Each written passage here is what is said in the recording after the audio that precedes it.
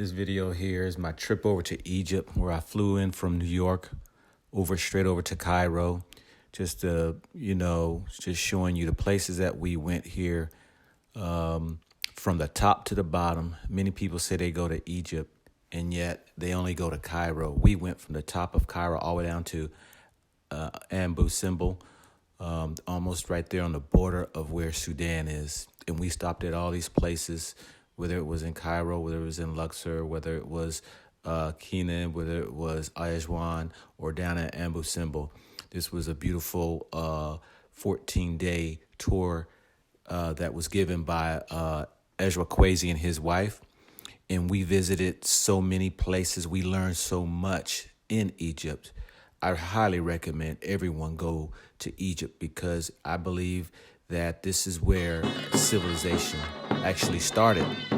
And so, knowing that, I tell you that we have to wake up and reconnect to our history, because this is our history. And our history is all about us. It's about really where we were 10,000 years ago. Everything came out of Egypt. Everything had came out of Egypt. And when I say that, I mean religions, medical sciences, astronomy, all knowledge of sciences, humanity. Everything was labeled a name in Egypt. There is nothing on earth that is recorded earlier than in Egypt. There are many who will say that there were different shades or different races of people that were in Egypt, but it was the black man that we find that was there in Egypt. We find the black man in the tombs, in the temples. We find them all over, whether it is in the pyramids, the color of the people who were in these pyramids and who built the temples, who were the pharaohs, if you will, what they call them. But it was an eye-opener for many of us who went on this journey. I decided to go on this journey because I wanted to find my truth out. I wanted to find out that the religion that I was part of, which was Christianity, the Bible had mentioned so much about Egypt, but yet so little of it. And being raised in America, they only give you just a glimpse of who these people were. And the Bible portrays them to be a people only that were evil because of the Pharaoh, or the people of Israel were, released because of God told Pharaoh to let his people go. But beyond this little story that they have, you find greater stories that were taken out of Egypt that we hold near and dear to us to this day, that you can tell that those who came into this region took the stories and twisted it, gave it their own different names, and built religions off of it, whether you want to call it Islam, or whether you want to call it Judaism, whether you want to call it Christianity, whether you want to call it Buddhism, whatever you want to call it. Egypt is the mother of all things, and I'm a believer in that. I was able to see the black people. I was able to see the structures. I was able to touch them. I was able to appreciate the tens of thousands of years of histories and the stories told that you will never see European narratives telling that we are the people. We are the ones who was the leaders. And when all of Greek and Rome came in, they were astonished. Whether you talk about Plato or whether you talk about Socrates, these guys came in and were taught, spent 20 years in Egypt being taught education in which the Europeans give them credit for being founding fathers for. But you will find amazing in each place that we went in. You can't lie. You can't take from Egypt. You can sit here and put it across the globe, because very few people go to Egypt and they don't dive in the way we dove in. It was exhilarating. It was trying 14 days fighting through, whether it's the weather, climate. We flew into Cairo. We took a 3-day boat ride down the Nile. We took another flight down to Abu Simbel. We took the flight back all the way up to Cairo. So we had a history, our story of many a people back years and thousands of years ago who were us. Rome and Greece and Europe can't even can't even compete with the structures, the hundreds of whether it's pyramids and temples. They cannot compete.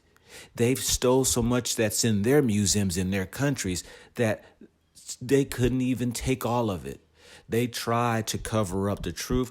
They tried to twist the story, but it's written in stone. That's where the saying came from. It's written in stone. It's carved in this stone. You can't change it like a piece of paper. You can't manipulate it. You can't try to reinterpret it in the way that you want it to say to change the narrative for you and your people. This story is unbelievable. How deep it was carved in. Everywhere we went, we only scratched the surface of the Egypt. It's a beautiful place that you will even continue the story in Sudan, or whether it's in Ethiopia, where they hold, where the Christians will say, the Ark of the Covenant or the so-called Bible. These are the tangible items that are in these respective countries. And so I say that we need to go do our history check. We need to do number 2 or 3? Yes, this one. Hold on. This one here? Okay. On these horse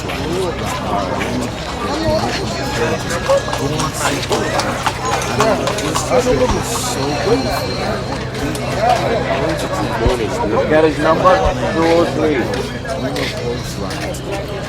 Remember, there are number plates. Because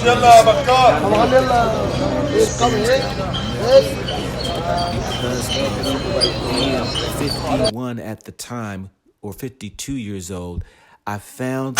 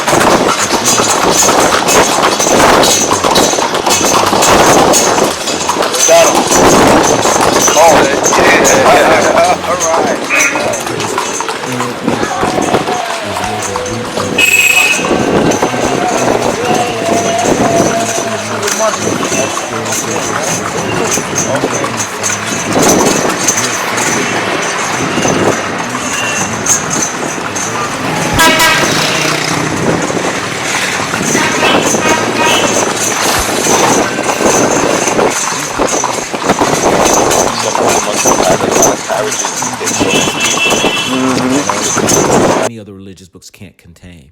2 weeks was not even enough. It was just a glimpse of a history that is unfolded, that every time they kick over a rock, there is new discovery. But the truth of it is, inside these temples, inside of these tombs, inside of these pyramids are stories, our stories. It is amazed at what we have found in these places. In the hills we went, on the mountains we went. I'm telling you that if you want a great tour, you need to hook up with Brother Ezra Kwesi, okay? And you will find that he has a tour called the Kemet Tour, Kemet Tour. And he's not getting any younger. And so if I were you, I would definitely hop on board. We found that there are a lot of guides out there who tells their European stories just to get the white dollar, so to make the people feel that they played a part in the structure and in the makeup and in the planning of this whole pyramid temple history, which they did not. The good thing is that the Europeans were there and conquered Egypt, many a year ago, and they tried to leave their mark, but it was too much for them to try to cover over. They couldn't even do it. But you can see right here the place where the Ejwan and all the way down the Nile, that we had a beautiful trip. All the way from the top to the bottom, the black people you see, the places that we were. I can't say enough, but to motivate and to encourage you to go and see for yourself. You would do yourself an injustice if you don't search out the truth, if you don't share with your kids, if you don't get up, get out, and do something. Don't live your life in a lie. Don't live off of the teachings they gave you in their schools. You need to get up and find the truth for yourself. It's there. Many of brothers and sisters, we were there. We were there 120, 30 deep on our tour. This beautiful structure right here, Ramesses II's tombs, and the place that he right here, unbelievable how huge these places are. The statues, I mean, nothing can compare on this earth to the size, to the depth, to the width of what is here for us to see. And we need to get out of the countries that we live in. We need to get out of where we sit and be comfortable. But you can see from the top of the bottom of Egypt, we were there. We were there. And then in the end, we all got together and put on our garments, our clothing, and we had a huge celebration. That's me with the shades on right there. And I want to say that everybody that was part of this trip, lives were changed. We had ministers and pastors that was on this trip who said they had to go back and rethink what their belief was, because it was too much proof, too much to show that we, a black people, started this all. We were the founders of medical, of science, of astrology, of all things. We were the founders of. And if you want to live and chill good and fly first class, hit me up, because I can tell you how to fly first class cheaper than what they would charge you $10,000. Enjoy.